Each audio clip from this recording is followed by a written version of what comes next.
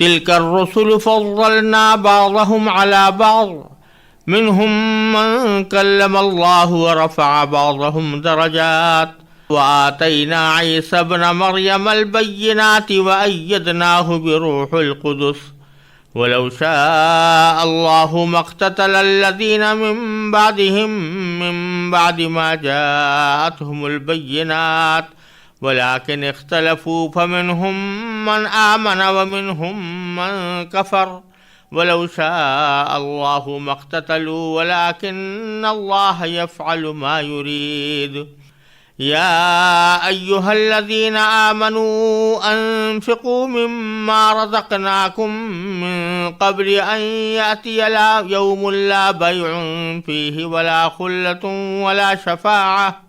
يا أيها الذين آمنوا أنفقوا مما رزقناكم من قبل أن يأتي يوم لا بيع فيه ولا خلة ولا شفاعة والكافرون هم الظالمون الله لا إله إلا هو الحي القيوم لا تأخذه سنة ولا نوم له ما في السماوات وما في الأرض من ذا الذي يشفع عنده إلا بإذنه يعلم ما بين أيديهم وما خلفهم ولا يحيطون بشيء من علمه إلا بما شاء وسع كرسيه السماوات والأرض ولا يؤوده حفظهما وهو العلي العظيم۔ یہ پیغمبر جو ہم نے بھیجے ہیں ان کو ہم نے ایک دوسرے پر فضیلت عطا کی ہے۔ ان میں سے بعض وہ ہیں جن سے اللہ نے کلام فرمایا اور ان میں سے بعض کو اس نے بدرجہ بلندی عطا کی، اور ہم نے عیسیٰ ابن مریم کو کھلی نشانیاں دیں اور روح القدس سے ان کی مدد فرمائی۔ اور اگر اللہ چاہتا تو ان کے بعد والے لوگ اپنے پاس روشن دلائل آ جانے کے بعد آپس میں نہ لڑتے، لیکن انہوں نے خود اختلاف کیا۔ چنانچہ ان میں سے کچھ وہ تھے جو ایمان لائے اور کچھ وہ جنہوں نے کفر اپنایا، اور اگر اللہ چاہتا تو وہ آپس میں نہ لڑتے، لیکن اللہ وہی کرتا ہے جو وہ چاہتا ہے۔ اے ایمان والو، جو رزق ہم نے تمہیں دیا ہے اس میں سے وہ دن آنے سے پہلے پہلے اللہ کے راستے میں خرچ کر لو، جس دن نہ کوئی سودا ہوگا، نہ کوئی دوستی کام آئے گی اور نہ کوئی سفارش ہو سکے گی، اور ظالم وہ لوگ ہیں جو کفر اختیار کیے ہوئے ہیں۔ اللہ وہ ہے جس کے سوا کوئی معبود نہیں، جو سدا زندہ ہے، جو پوری کائنات سنبھالے ہوئے ہے، جس کو نہ کبھی اونگ لگتی ہے نہ نیند۔ آسمانوں میں جو کچھ ہے وہ بھی، اور زمین میں جو کچھ ہے وہ بھی، سب اسی کا ہے۔ کون ہے جو اس کے حضور اس کی اجازت کے بغیر کسی کی سفارش کر سکے؟ وہ سارے بندوں کے تمام آگے پیچھے کے حالات کو خوب جانتا ہے، اور وہ لوگ اس کے علم کی کوئی بات اپنے علم کے دائرے میں نہیں لا سکتے سوائے اس بات کے جسے وہ خود چاہے۔ اس کی کرسی نے سارے آسمانوں اور زمین کو گھیرا ہوا ہے، اور ان دونوں کی نگہبانی سے اسے ذرا بھی بوجھ نہیں ہوتا، اور وہ بڑا عالی مقام صاحب عظمت ہے۔ جیسا کہ پچھلی آیات کی تشریح میں عرض کیا گیا تھا، سورہ بقرہ کے اس آخری حصے میں دو چیزوں کا خاص طور پر بیان ہے، ایک جہاد اور ایک انفاق فی سبیل اللہ، یعنی اللہ تبارک و تعالیٰ کے راستے میں خرچ کرنا۔ اسی کی تاکید ان آیات میں زیادہ تر آیت جو سورہ بقرہ کی آنے والی ہیں ان میں فرمائی گئی ہے۔ البتہ بیچ میں کچھ باتیں جملہ معترضہ کہہ لیں یا کسی ضمنی فائدے کے لحاظ رکھتے ہوئے ارشاد فرمائی گئی ہے۔ پہلے تو یہ بات سمجھ لینی چاہیے کہ جو پیچھے احکام بیان ہوئے ہیں سورہ بقرہ کے اندر، وہ احکام اللہ تعالیٰ کی طرف سے عائد کیے گئے ہیں، اور ان احکام کی خلاف ورزی کا جو داعیہ کبھی انسان کے دل میں پیدا ہوتا ہے، اس کے دو ہی سبب ہوتے ہیں۔ کبھی اس کو اپنی جان محبوب ہوتی ہے، اس کی وجہ سے وہ اللہ تعالیٰ کے کسی حکم کی نافرمانی کرتا ہے، کبھی اس کو مال کی محبت ہوتی ہے جو اللہ تعالیٰ کی نافرمانی پر آمادہ کرتی ہے۔ لہٰذا ان دونوں کا علاج جہاد اور انفاق میں ہے۔ اللہ تعالیٰ کے راستے میں جہاد کرنے سے انسان کو اپنی جان کی محبت اللہ تعالیٰ کی محبت سے زیادہ نہیں رہتی، بلکہ اللہ تعالیٰ کی محبت جان کی محبت پر غالب آ جاتی ہے۔ اور انفاق فی سبیل اللہ، یعنی اللہ کے راستے میں خرچ کرنے کے نتیجے میں اللہ تبارک و تعالیٰ کی رحمت سے مال کی محبت دل میں کم ہوتی ہے، اور جب ان دونوں چیزوں کی محبت کم ہو تو اس کے نتیجے میں اللہ تعالیٰ کے احکام کے اوپر عمل کرنا نسبتاً آسان ہو جاتا ہے۔ اس لیے ان دو چیزوں پر زیادہ زور دیا گیا۔ جہاد پر زور دینے کے سلسلے میں اللہ تبارک و تعالیٰ نے ابھی طالوت کا واقعہ بیان فرمایا، طالوت اور جالوت کا، اور اس میں کس طرح اللہ تبارک و تعالیٰ نے چھوٹی جماعت کو بڑی جماعت کے اوپر فتح عطا فرمائی۔ اور پھر بیچ میں اللہ تبارک و تعالیٰ نے نبی کریم سرور دو عالم صلی اللہ علیہ وسلم کی رسالت کا ذکر کرتے ہوئے یہ فرمایا کہ یہ جو آپ واقعات سنا رہے ہیں یہ خود اس بات کی دلیل ہے کہ آپ اللہ کے بھیجے ہوئے پیغمبر ہیں، آپ کے پاس وحی آتی ہے اور وحی کے ذریعے آپ کو ان واقعات کا علم ہوا ہے۔ لہذا فرمایا تھا کہ انک لمن المرسلین، بے شک آپ اللہ تعالیٰ کے بھیجے ہوئے پیغمبروں میں سے ہیں۔ اب آگے رسول کریم صلی اللہ علیہ وسلم کو ایک تسلی کا مضمون بیان فرمایا جا رہا ہے، یعنی جب یہ بات طے ہو گئی کہ نبی کریم سرور عالم صلی اللہ علیہ وسلم اللہ کے سچے پیغمبر ہیں، تو کبھی آپ کے دل میں بھی یہ خیال ہو سکتا ہے کہ پیدا ہوتا ہو، اور کسی دوسرے کے دل میں بھی پیدا ہو سکتا ہے کہ جب رسول اللہ صلی اللہ علیہ وسلم کی پیغمبری اور رسالت کے دلائل اتنے واضح اور روشن ہیں تو اس کے باوجود بہت سے لوگ آپ کی رسالت کو کیوں تسلیم نہیں کرتے؟ تو اس کی وجہ اللہ تبارک و تعالی بیان فرما رہے ہیں، دو وجہ بیان فرمائی گئی ہیں۔ ایک وجہ تو یہ کہ جتنے پیغمبر پیچھے آئے ہیں ان سب میں صورتحال یہ رہی ہے کہ ہم نے کسی پیغمبر کو دوسرے پیغمبر پر کوئی فضیلت عطا فرمائی، یعنی کوئی خصوصیت ایسی تھی جو اس پیغمبر میں تھی، کسی دوسرے پیغمبر میں نہیں تھی۔ حالات کے لحاظ سے اللہ تبارک و تعالیٰ کسی پیغمبر میں کوئی خصوصی صفت یا خصوصی فضیلت پیدا فرما دیتے ہیں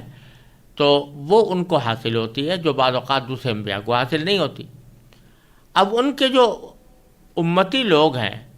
وہ بعض اوقات امتی کہہ لیں یا ان کے نام لینے والے کہہ لیں، وہ بعض اوقات اس فضیلت کو اس طرح استعمال کرتے ہیں کہ اس کی وجہ سے نبی کا درجہ بڑھا کر بعض اوقات اس کو خدا تک پہنچا دیتے ہیں، اور بعض اوقات خدا تک نہ بھی پہنچائیں تو اس کے نتیجے میں وہ یہ سمجھتے ہیں کہ ہمیں بس انہی نبی کی پیروی کرنی ہے، انہی پر ایمان لانا ہے، اور دوسرے انبیاء کرام کی ان کے دل میں کوئی وقت والعیاذ باللہ نہیں ہوتی، یا نہ وہ اس پر ایمان رکھنے کو ضروری سمجھتے ہیں،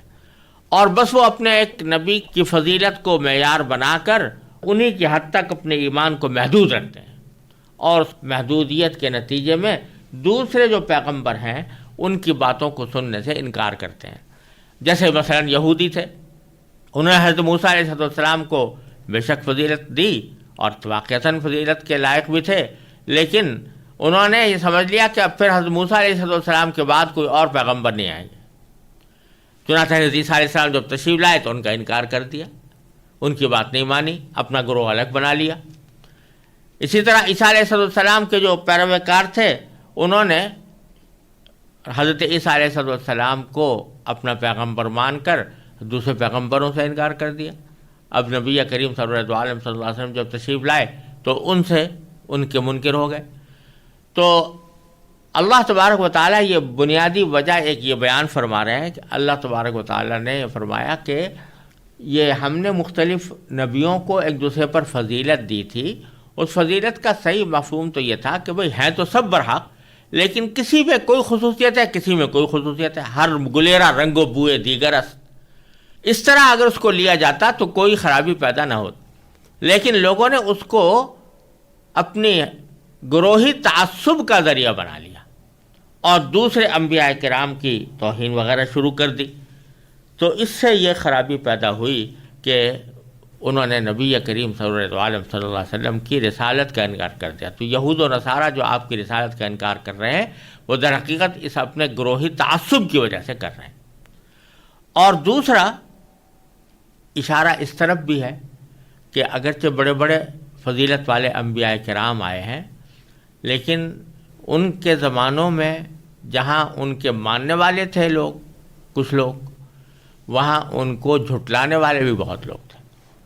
اور ان کی تکذیب کر کے ان پر ایمان نہ لانے والے بھی بہت لوگ تھے۔ تو رسول کریم صلی اللہ علیہ وسلم کو تسلی دی جا رہی ہے کہ اگر یہ لوگ، یعنی مکہ مکرمہ کے لوگ یا حجاز کے لوگ، اگر آپ کی بات نہیں مان رہے یا آپ کو رسول ماننے سے انکار کر رہے ہیں تو یہ کوئی نئی بات نہیں ہے، پچھلے انبیاء کرام کے ساتھ بھی ایسا ہوتا رہا ہے۔ چنانچہ فرمایا تلک الرسل، یہ پیغمبر یعنی جتنے پیغمبر بھی پیچھے گزرے ہیں ان سب کی طرف اشارہ ہے، فضلنا بعضهم علی بعض، ان کو ہم نے ایک دوسرے پر فضیلت عطا کی ہے، یعنی کسی کو کسی دوسرے پیغمبر پر فضیلت عطا کی ہے۔ فضیلت سے یہاں پر مراد یہ بھی ہو سکتی ہے کہ ان کے اندر کوئی خصوصی امتیازی صفات تھیں جو دوسرے انبیاء کے اندر نہیں تھیں، یا ان کو خاص کچھ معجزے دیے گئے تھے جو دوسرے انبیاء کو نہیں دیے گئے تھے۔ مثلا عیسیٰ علیہ السلام کو معجزہ عطا فرمایا گیا تھا کہ وہ مردوں کو زندہ کر دیتے تھے، اب یہ معجزہ کسی اور کو نہیں ملا تھا۔ اس طرح کی فضیلتیں ایک دوسرے کے اوپر انبیاء کرام کے اندر موجود رہی ہیں، لیکن اس کا مطلب یہ نہیں ہے کہ کسی فضیلت والے پیغمبر کو بس اپنا مقتدی مان کر باقی پیغمبروں کا انکار کر دیا جائے، اور نہ اس کا یہ مطلب ہے کہ لوگ جو ہیں وہ انبیاء کرام کے درمیان اس طرح تقابل کیا کریں کہ جس سے کسی پیغمبر کی معاذ اللہ ادنا اہانت لازم آئے۔ اسی لیے رسول اللہ صلی اللہ علیہ وسلم نے فرمایا کہ ہم سے خطاب کرتے ہوئے فرمایا، امت سے خطاب کرتے ہوئے فرمایا کہ تم انبیاء کے درمیان ایک دوسرے کو فضیلت کی بات نہ کیا کرو، کیونکہ اس میں اندیشہ ہے کہ کسی پیغمبر کی شان میں کوئی گستاخی نہ ہو جائے، کوئی بے ادبی نہ ہو جائے، اس لیے آپ نے مستقل طور سے منع کر دیا۔ اگرچہ واقعہ یہ ہے کہ کسی پیغمبر کو کسی دوسرے پیغمبر پر فضیلت حاصل ہو سکتی ہے اور ہوئی ہے۔ چنانچہ اللہ تعالیٰ فرماتے ہیں منہم من کلم اللہ، پیغمبروں میں سے کچھ وہ ہیں جن سے اللہ نے بات کی براہ راست، جیسے موسیٰ علیہ السلام، ورفع بعضهم درجات، اور کسی کو اللہ تعالیٰ نے درجوں میں بلندی عطا فرمائی، بدرجہ بلندی عطا فرمائی، یعنی اللہ تبارک و تعالیٰ نے دوسروں پر بدرجہ زیادہ فضیلت عطا فرما دی۔ اور یہ بظاہر یہ ایک لطیف اشارہ ہے نبی کریم سرور دو عالم صلی اللہ علیہ وسلم کی طرف کہ دوسرے انبیاء کرام کو تو کچھ جزوی فضیلتیں ایک دوسرے پر حاصل ہوتی رہی ہیں، لیکن ان میں سے کچھ وہ ہیں کہ جن کو اللہ تعالیٰ نے بدرجہ بلندی عطا فرمائی ہے، اور بظاہر اس سے مراد رسول کریم سرور دو عالم صلی اللہ علیہ وسلم ہے۔ وَآتَيْنَا عِيسَى ابْنَ مَرْيَمَ الْبَيِّنَاتِ، اور ہم نے عیسیٰ ابن مریم کو روشن دلیلیں، کھلی نشانیاں عطا فرمائیں۔ وَأَيَّدْنَاهُ بِرُوحِ الْقُدُسِ، اور روح القدس سے ان کی مدد فرمائی۔ پیچھے بھی یہ بات مضمون گزر چکا ہے کہ روح القدس سے مراد حضرت جبرائیل علیہ السلام ہے، اور حضرت عیسیٰ علیہ السلام کی روح القدس سے مدد کرنے کا مفہوم بظاہر یہ ہے کہ چونکہ حضرت عیسیٰ علیہ السلام کے یہودی بہت دشمن تھے، تو اس واسطے ان کو ضرورت تھی کہ کوئی ان کی حفاظت کے اوپر مامور ہو، تو حضرت جبرائیل علیہ السلام کو اللہ تعالیٰ نے ان کی حفاظت پر مامور فرمایا تھا کہ یہودی اور دوسرے مجوسی ان کو نقصان نہ پہنچا سکیں۔ وَلَوْ شَاءَ اللَّهُ مَا اقْتَتَلَ الَّذِينَ مِن بَعْدِ مَا جَاءَتْهُمُ الْبَيِّنَاتُ وَلَٰكِنِ اخْتَلَفُوا فَمِنْهُمْ مَنْ آمَنَ وَمِنْهُمْ مَنْ كَفَرَ۔ اب اللہ تعالیٰ فرما رہے ہیں کہ یہ جو لوگ تعصب کی وجہ سے آپ کی رسالت کا انکار کر رہے ہیں، تو یہ ایسا ممکن تھا کہ اللہ تبارک و تعالی ان کو مجبور کر دیتا کہ وہ حق بات کو مانیں اور رسول اللہ صلی اللہ علیہ وسلم کی رسالت کا اقرار کریں، اس پر ایمان لائیں۔ اللہ تعالیٰ مجبور کرنے پر قادر تھا، لیکن اللہ تعالیٰ فرما رہے ہیں کہ یہ ہماری حکمت کے خلاف ہے کہ ہم کسی کو جبر کے ذریعے ایمان لانے پر مجبور کریں۔ یہ تو ہم نے دنیا آزمائش کے لیے بنائی ہے، اور اس میں ہر انسان سے مطالبہ یہ ہے کہ وہ اپنے اختیار سے، اپنی عقل اور سوچ سمجھ سے کام لے کر اللہ تعالیٰ پر ایمان لائے، اللہ کے رسولوں پر ایمان لائے اور ان کی باتوں کو مانے۔ اللہ تعالیٰ چاہتا تو بے شک یہ ہوتا کہ کوئی اختلاف ہی پیدا نہ ہوتا۔ جب سے آدم علیہ السلام پیدا ہوئے اس وقت سے سب لوگ ایک ہی دین کے اوپر ہوتے، لیکن اللہ تعالیٰ فرماتے ہیں کہ یہ انبیاء کرام کے جو پیروکار تھے یہ پھر کبھی آپس میں لڑتے نہیں۔ یہ ہو سکتا تھا، لیکن ہماری حکمت کے خلاف تھی یہ بات، اس واسطے ہم نے ان کو روشن دلیلیں تو دیں اور ان کو رہنمائی بھی فراہم کی، لیکن یہ ان کے اختیار پر چھوڑا کہ وہ آیا صحیح راستہ اختیار کرتے ہیں یا برا راستہ اختیار کرتے ہیں۔ تو اللہ تبارک و تعالیٰ فرماتے ہیں کہ وَلَوْ شَاءَ اللَّهُ مَا اقْتَتَلَ الَّذِينَ مِن بَعْدِهِمْ، اور اللہ چاہتا تو وہ یہ لوگ جو بعد میں آئے ہیں، انبیاء کرام کے بعد میں آئے ہیں، وہ اپنے پاس روشن دلائل آ جانے کے بعد من بعد ما جاءتهم البینات وہ آپس میں نہ لڑتے، آپس میں نہ تو جنگ ہوتی، اس میں دونوں مفہوم داخل ہیں، جنگ بھی نہ ہوتی اور کوئی عقائد کا اختلاف بھی نہ ہوتا، سب کا ایک دین ہو جاتا۔ ولیکن اختلفوا، لیکن انہوں نے خود اختلاف کیا، فمنہم من آمن، تو ان میں سے کچھ وہ تھے جو ایمان لائے، ومنہم من کفر، اور کچھ وہ جنہوں نے کفر اپنایا۔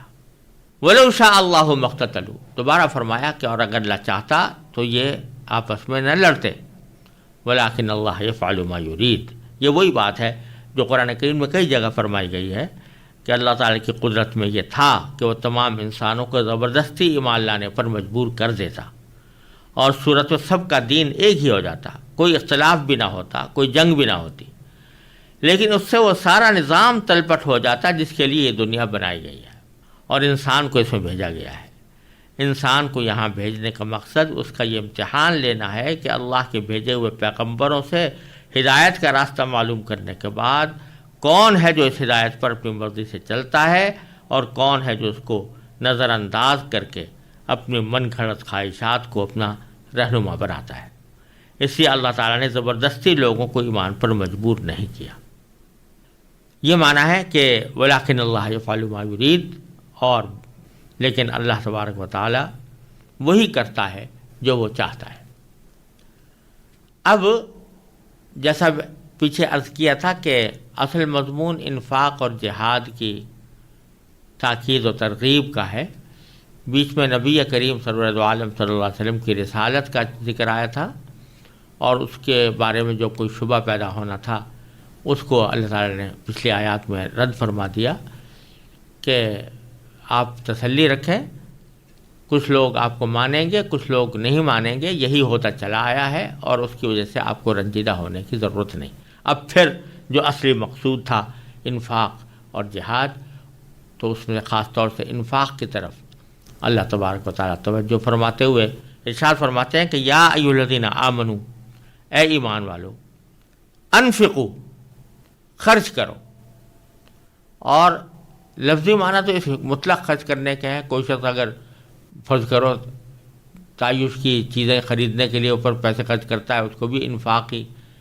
لغت کے اعتبار سے تو کہیں گے، لیکن قرآن کریم جب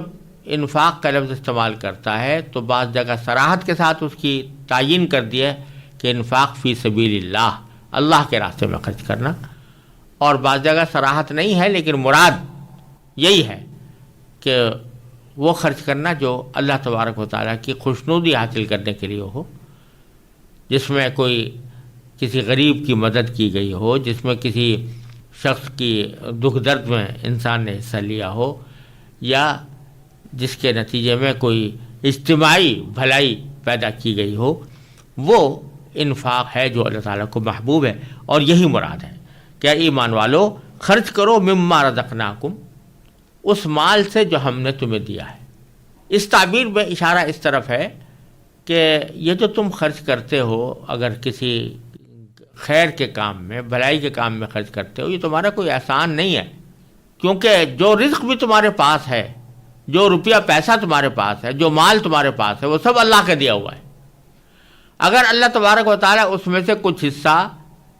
کہیں خرچ کرنے کا حکم دے رہا ہے تو یہ اس کا عین حق ہے. تو وہ اللہ تعالیٰ کا دیا ہوا رزق جو ہے اس سے تم خرچ کرو.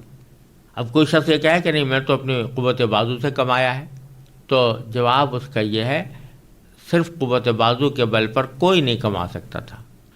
اگر فرض کرو کہ ایک شخص دکاندار ہے تو اس کا کام یہی تو ہے نا، دکان کھول کے بیٹھ جائے، لیکن گاہک کون بھیج رہا ہے؟ اگر سارے دن بیٹھا رہے اور گاہک کوئی نہ آئے تو دکان کھولنے سے اس کو کیسے رزق نصیب ہوگا؟ گاہک، اللہ تعالیٰ نے نظام ایسا بنایا کہ ایک کی ضرورت کو دوسرے کی ضرورت کے ساتھ وابستہ کر دیا ہے. تو گاہک آتے ہیں، اس سے بکری ہوتی ہے، نفع حاصل ہوتا ہے، تو آمدنی ہوتی ہے اور اس سے انسان اپنا کام چلاتا ہے. کوئی شخص یہ کہے میں تو ملازمت کرتا ہوں لہذا اس کی تنخواہ مجھے ملتی ہے، لیکن وہ ملازمت کس کے ذریعے اس کے فرائض کو تم انجام دے رہے ہو؟ یہ ہاتھ جو چل رہے ہیں، یہ پاؤں جو چل رہے ہیں، یہ آنکھیں جو دیکھ رہی ہیں، یہ کان جو سن رہے ہیں، یہ سب اللہ تعالیٰ کی عطا ہے. کہیں سے بازار سے تم خرید کر نہیں لائے تھے، اور اسی کے ذریعے تم اپنے فرائض منصبی جو ملازم کے ہوتے ہیں وہ ادا کرتے ہو. تو لہٰذا اصل دینے والا تو اللہ تعالیٰ ہی ہوا. جب اللہ تعالیٰ اصل دینے والا ہے تو اگر وہ اس میں سے کچھ مال خرچ کرنے کے لیے کہہ رہا ہے کہ فلاں جگہ خرچ کرو،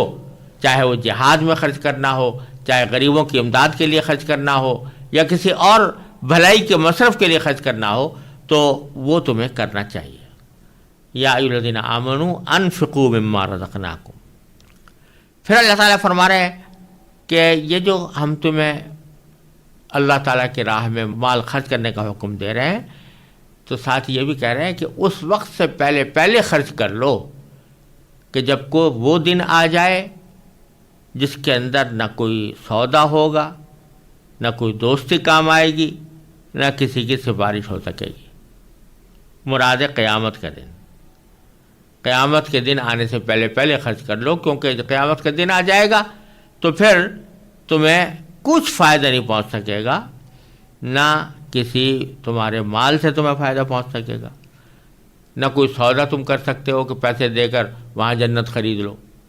اور نہ کوئی دوستی کام آ سکتی ہے کہ دوستی کی مد میں تم جنت میں چلے جاؤ، نہ کسی کی سفارش کام آ سکتی ہے کہ وہ سفارش کر کے تمہیں جنت میں پہنچا دے، جب تک کہ تمہارے اعمال خود اپنے ٹھیک نہ ہوں، اور جب تک تمہارا اپنا نام اعمال وزنی نہ ہو اس وقت تک تم جنت میں داخل نہیں ہو سکو گے.